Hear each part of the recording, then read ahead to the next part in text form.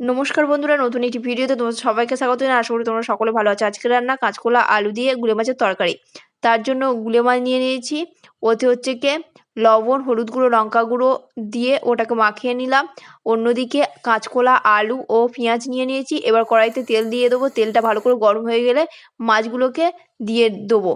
মাছগুলোকে দিয়ে ভালো করে ভেজে নেবো। এক পিঠ ভাজা হয়ে গেলে মাছের অন্য পিঠ উল্টে নেবো, নিয়ে ওটাকেও ভেজে নেবো। মাছগুলো ভাজা হয়ে গেলে ভালো করে অন্য পাত্রে মাছগুলোকে তুলে নেব। তারপর কড়াইতে আবারও তেল দিয়ে দেবো। দিয়ে কড়াইয়ের মধ্যে প্রথমে পেঁয়াজটা দিয়ে দেবো। পেঁয়াজটা দিয়ে তারপরে আলুটা দিয়ে দেবো। আলু ও পেঁয়াজ কিছুক্ষণ ভেজে নেব।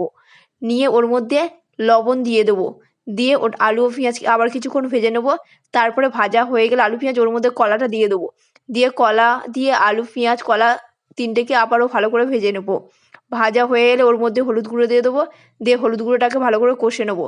হলুদ গুঁড়ো দিয়ে কষানো হয়ে গেলে ওর মধ্যে লঙ্কা গুঁড়ো দিয়ে দেবো। লঙ্কা গুঁড়োটাকেও আবারও ভালো করে কষে নেবো। লঙ্কা ও হলুদ গুঁড়ো ভালো করে কষে নিয়ে ওর মধ্যে পরিমাণ মতন জল দিয়ে দেবো। জল দিয়ে আবারও হচ্ছে কি আলু কলা প্রত্যেকটাকে ভালো করে মিক্সড করে দেবো, নেড়ে চেড়ে নেবো।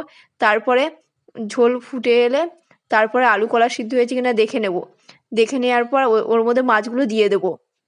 মাছগুলো দিয়ে কিছুক্ষণ ফুটিয়ে নেওয়ার পরে জিরেটা বেটে নেব। তারপরে হয়ে এলে তরকারি তার আগে জিরেটা দিয়ে দেবো। জিরে বাটাটা দিয়ে সামান্য কিছুক্ষণ ফুটিয়ে নিলে তৈরি হয়ে যাবে আলু কাঁচকলা দিয়ে গুলে মাছের তরকারি। এখানে আমি আমার ভিডিওটা শেষ করেছি। কেমন হয়ে ভিডিওটি তোমরা সবাই কমেন্ট করে জানাবে। ভালো লাগলে লাইক, কমেন্ট, সাবস্ক্রাইব, শেয়ার করবে।